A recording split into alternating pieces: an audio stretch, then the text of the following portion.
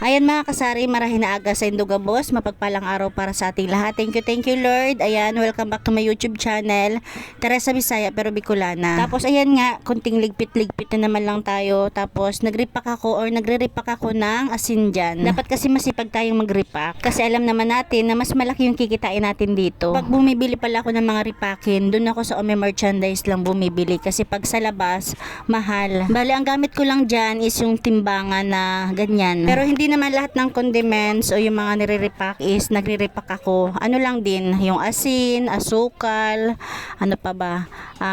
Mantika, ayan. Tapos ano pa ba yung mga nire-repack? Tuyo. Pero ngayon kasi wala akong tuyo. Nandito basa. Charot. Hindi, joke lang. Bale, hindi pa ako nagre-repack ngayon ng tuyo. Mantika talaga yung hindi ako nawawalan or hindi pwedeng mawalan. Meron kasi akong bendo ng mantika. Sabi nga ng isang comment dito sa aking video dati. Bakit daw kami din yung gumagamit? Di ba dapat nasa labas at customer? Wala na kasing paglagyan dito sa labas kasi meron akong coffee bendo at saka water bendo. Kaya kami na lang din yung gumagamit ng oil bendo machine. Kaya nga kahit yung piso wifi ko is hindi ko na masikaso dahil wala na rin ako paglagyan dito. Nag-disable din kasi yung connection niya. Kaya yung piso wifi ko nga is okay pa naman. Naghahanap sana ako ng paglalagyan kaya lang wala akong alam na kung saan ko pa pwedeng ilagay. Kaya medyo na-stuck din talaga dito yung piso wifi ko. Pero bala ko kapag in-install ko siya uli, i-display ko uli, papadala ko muna doon sa pinagbilhan ko para i-check niya. Sayang din kasi yun, dagdag income din dito sa ating tindahan. Napakalaki pa naman ang puhunan doon. Napakalaki talaga ng pinuhunan ko sa aking piso wifi kasi bumili pa ako ng mga cable,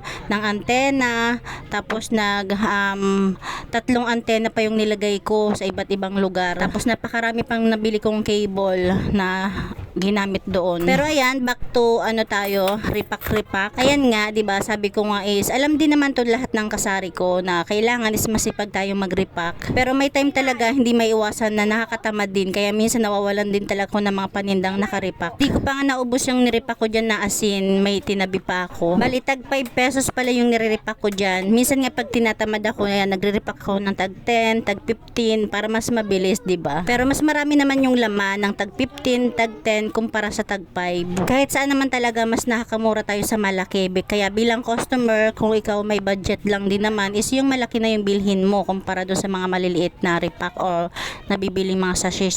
Pero bilang tindera or bilang may-ari ng tindahan, mas pabor naman sa atin yung mga maliliit, mga sachet, mas doon tayo kumikita, di ba? Ayun lang mga kasari, thank you for watching. God bless you all and Jesus loves you. Happy selling!